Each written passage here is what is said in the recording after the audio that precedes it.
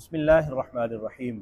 سورہ ہود کی 96 نمبر آیا مبارکہ اور 9واں رکوع شروع ہو رہا ہے سورہ ہود کا اور 12ویں پارے کا۔ اعوذ باللہ من الشیطان الرجیم، بسم اللہ الرحمن الرحیم۔ وَلَقَدْ أَرْسَلْنَا مُوسَىٰ بِآيَاتِنَا وَسُلْطَانٍ مُّبِينٍ إِلَىٰ فِرْعَوْنَ وَمَلَئِهِ فَاتَّبَعُوا أَمْرَ فِرْعَوْنَ وما امر فرعون برشید۔ انبیاء کرام کا اور ان کی اقوام کا جو ذکر ہو رہا تھا، اب اس کے ذکر کو اختتام کی طرف لے جایا جا رہا ہے۔ حضرت موسیٰ علیہ السلام کا آخری تذکرہ ہے اس حوالے سے۔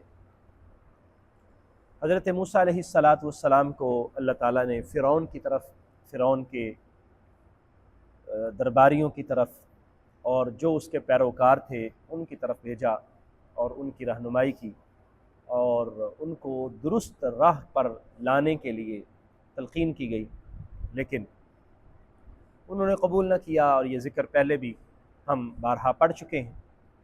یہاں حضرت موسیٰ علیہ السلام کا دوبارہ ذکر کیا جا رہا ہے، اور تمام انبیاء اور رسل سے سب سے زیادہ ذکر حضرت موسیٰ علیہ السلام کا قرآن مجید میں کیا گیا اور بار بار کیا گیا، تاکہ لوگوں کو پتہ چلے کہ حضرت موسیٰ علیہ السلام کیسے اللہ تبارک و تعالیٰ کی طرف بلاتے رہے اور لوگ ان کی مخالفت کرتے رہے، اور جو مخالفت کرنے والے تھے اور جو ان کے مقابلے میں کھڑے ہوئے ان کا کیا بنا، اور کس طرح جو ہے وہ نقصان میں رہے، اور انہوں نے اپنی دنیا کو بھی خراب کیا اور آخرت کو بھی خراب کیا۔ وَلَقَدْ أَرْسَلْنَا مُوسَىٰ، ہم نے بھیجا موسیٰ علیہ السلام کو، بِآیاتنا، اپنی آیات کے ساتھ، وسلطان مبین، اور واضح غلبہ دے کر بھیجا۔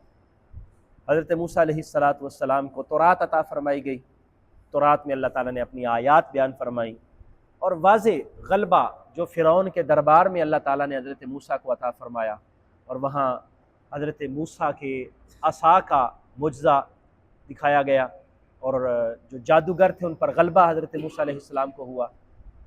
پھر حضرت موسیٰ علیہ السلام کا ید بیضا، وہ ایک معجزہ کی صورت میں لوگوں کے سامنے آئی، یعنی واضح دلائل اور واضح نشانیاں اور معجزات اللہ تعالیٰ نے عطا فرمائے۔ اِلیٰ فرعون وملئہ، فرعون اور اس کے درباریوں کی طرف، فرعون اور اس کے جو پیروکار تھے، اس کے سردار، ان کی طرف حضرت موسیٰ علیہ السلام کو بھیجا گیا۔ فاتبعوا امر فرعون، انہوں نے فرعون کا حکم مانا، فرعون کے حکم کی اتباع کی۔ وما امر فرعون برشید، فرعون کا حکم درست نہیں تھا، بالکل غلط حکم تھا جو اس نے موسیٰ علیہ السلام کے مخالف حکم دیا تھا۔ اور فرعون کا حکم کیا تھا؟ جادوگروں کو اکٹھا کریں، ہم نے موسیٰ پر غلبہ پانا۔ جادوگر بھی اکٹھے ہو گئے، جادوگر اکٹھے ہو کر انہوں نے حضرت موسیٰ کے ساتھ مقابلہ بھی کیا، لیکن وہ شکست کھا گئے، اور سب کے سامنے جادوگروں نے ایمان بھی قبول کیا، لیکن اس کے باوجود وہ فرعون کا حکم مانتے رہے، جو فرعون کے درباری تھے اور فرعون کے پیروکار۔ انہوں نے فرعون کو مانا اور فرعون کی باتیں سنی، اور اسی پر انہوں نے سر تسلیم خم کیا۔ فرمایا نہ وہ ٹھیک تھے، فرعون کا حکم بھی ٹھیک نہیں تھا، اور اس کے ماننے والوں پیروکار بھی ٹھیک نہیں تھے۔ یقدم قومہ یوم القیامہ، فرعون اپنی قوم کے آگے آگے ہوگا قیامت کے دن۔ جس طرح حضرت موسیٰ علیہ السلام کے ساتھ مقابلہ ہوا، تو حضرت موسیٰ علیہ السلام قوم میں بنی اسرائیل کو لے کر نکل گئے، اللہ تبارک و تعالیٰ نے پانی کو علیحدہ کر دیا، رستے نکل آئے، اور حضرت موسیٰ اور قوم موسیٰ اس میں سے آگے گزر گئے، تو فرعون آگے آگے تھا اور ساری فوج پیچھے تھی۔ تو جب پانی کے اندر آئے تو سمندر مل گئے آپس میں، اور سارے کے سارے غرق ہو گئے۔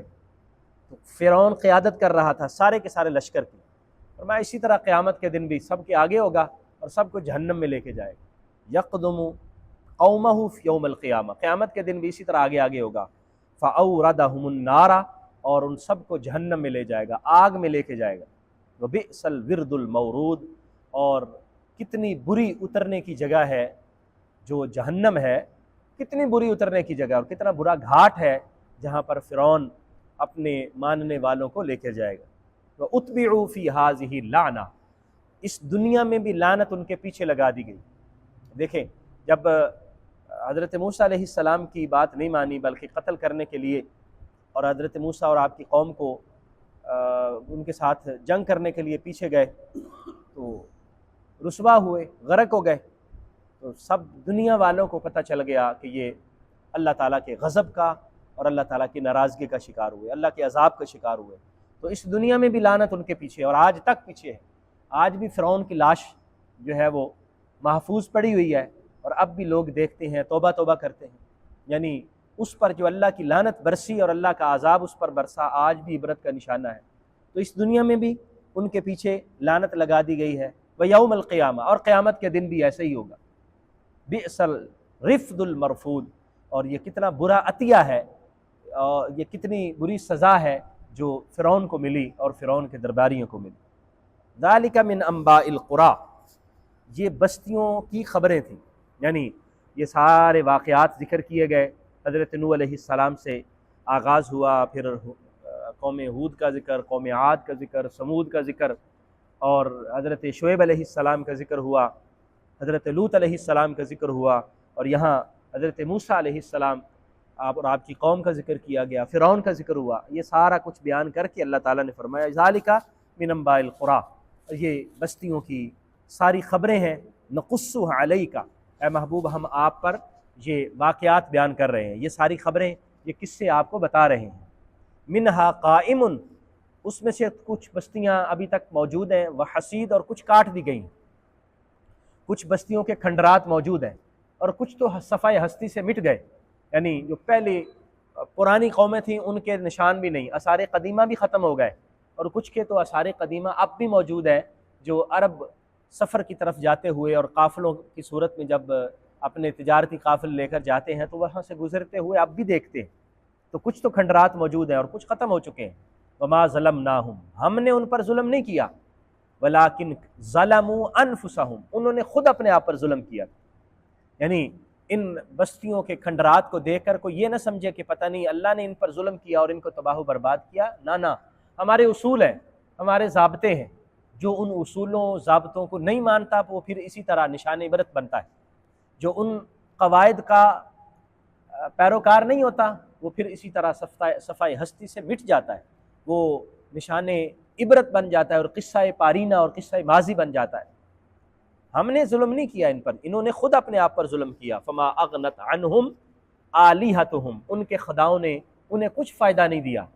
الذین یدعون من دون اللہ، جن کو وہ اللہ کے علاوہ پکارتے تھے، اللہ کو چھوڑ کر ان کی عبادت کرتے تھے، انہوں نے فائدہ نہیں دیا۔ من شیء، کوئی کسی شے کا بھی فائدہ نہیں دیا۔ لما جاء امر ربک، جب آپ کے رب کا حکم آیا تو کوئی فائدہ نہ دے سکے۔ وما زادوہم غیر تتبیب، اور انہوں نے ان کی رسوائی میں ہی اضافہ کیا، یعنی رسوائی کے علاوہ کوئی اور فائدہ نہیں دیا۔ یہ جو جن کو اپنا خدا سمجھتے تھے، جن کو پکارتے تھے، جن کی عبادتیں کرتے تھے اور جن کے سامنے ماتھے ٹیکتے تھے، انہوں نے کوئی فائدہ نہیں دیا، بلکہ وہ ان کے رسوائی میں اور ان کی ذلت کے اندر مزید اضافے کا سبب بنے ہیں۔ کذالک اخذ ربک، اسی طرح آپ کے رب کی پکڑ ہوتی ہے۔ اذا اخذ القری وہی ظالمہ، جب وہ بستیوں کو پکڑتا ہے جب کہ وہ ظلم کر رہی ہوتی ہیں، یعنی لوگ ظالم ہوتے ہیں تب اللہ کی پکڑ آتی ہے اور اللہ تبارک و تعالیٰ پھر گرفت فرماتا ہے۔ ایسے اللہ تبارک و تعالیٰ کسی کو کچھ نہیں کہتا۔ ان اخذہ علیم شدید، بے شک اس کا پکڑنا بڑا سخت تکلیف دہ ہے۔ جب اس کی پکڑ اور اس کا عذاب آتا ہے تو پھر برداشت انسان کی نہیں ہوتی، پھر انسان کی برداشت سے باہر ہوتا ہے، پھر وہ اللہ تبارک و تعالیٰ کے عذاب کو چیلنج بھی نہیں کر سکتے اور پھر اس کے سامنے بند بھی نہیں باندھ سکتے اور پھر ٹھہر بھی نہیں سکتے۔ ان فی ذلک لآیہ، بے شک اس میں نشانی ہے، لمن خاف عذاب الآخرہ، اس کے لیے جو آخرت کے عذاب سے ڈرتا ہے۔ گویا کہ اب آپ یہ سمجھیے کہ جو کچھ ہمیں سکھایا گیا، سمجھایا گیا، سب کچھ جو ہے اب ہمیں اختتام پہ بتایا جا رہا ہے کہ دیکھ لیں جنہوں نے اللہ تبارک و تعالیٰ کے سامنے تکبر اور غرور کیا ان کا انجام کیا ہوا، جنہوں نے انبیاء کرام کے احکام کو قبول نہیں کیا اور انبیاء کرام کو تنگ کرتے رہے، ان کا رزلٹ کیا ہوا۔ یہ نشانی ہے، ان فی ذلک لآیہ، اس میں نشانی ہے، لمن خاف عذاب الآخرہ، لیکن نشانی وہی قبول کرے گا جو آخرت کے عذاب سے ڈرتا ہے۔ باقی تو آخرت کا عقیدہ ہی نہیں رکھتے، وہ تو سمجھتے ہی نہیں ہے کہ وہ آخرت ہوگی۔ ذالک یوم مجموع لہ الناس، یہ وہ دن ہوگا جس دن لوگوں کو جمع کیا جائے گا۔ وذالک یوم مشہود، اور یہ وہ دن ہوگا جس دن سب کے سب حاضر کیے جائیں گے، اور سب کو اللہ کی بارگاہ میں جمع بھی ہونا ہے اور سب کی حاضری بھی ہوگی، کوئی غیر حاضر نہیں رہ سکے گا۔ اس لیے کوئی آدمی یہ تو کر نہیں سکتا کہ میں اس دن چھپ جاؤں گا، اس دن بھاگ جاؤں گا، کہیں اور چلا جاؤں گا اور میں اس دن ایبسنٹ رہوں گا، میں وہاں پر موجود نہیں رہوں گا، ایسا تو ممکن نہیں ہے۔ وہاں پر سارے جمع بھی ہوں گے اور حاضر بھی ہوں گے، اور کسی کی غیر حاضری کی کوئی توقع یا کوئی امکان بھی نہیں ہو سکتا، سب کے سب موجود ہوں گے۔ اس لیے بہتر کیا ہے کہ اللہ تبارک و تعالیٰ کی اطاعت کی جائے، فرما برداری کی جائے، اور نبی رحمت صلی اللہ علیہ وآلہ وسلم کے احکام کو قبول کر کے اس کی اتباع کی کوشش کی جائے۔ اسی میں ہماری بہتری ہے، اسی میں ہماری بھلائی ہے۔ جن اقوام کا ذکر ہوا اور ان کی جن برائیوں کا، جن گناہوں کا ذکر ہوا، ہمیں ان سے اجتناب کرتے رہنا چاہیے تاکہ اللہ تبارک و تعالیٰ کہیں ہماری بھی گرفت نہ فرمائے۔ اللہ تعالیٰ ہمیں محفوظ فرمائے۔ آمین۔ وآخر دعوایا ان الحمد للہ رب العالمین۔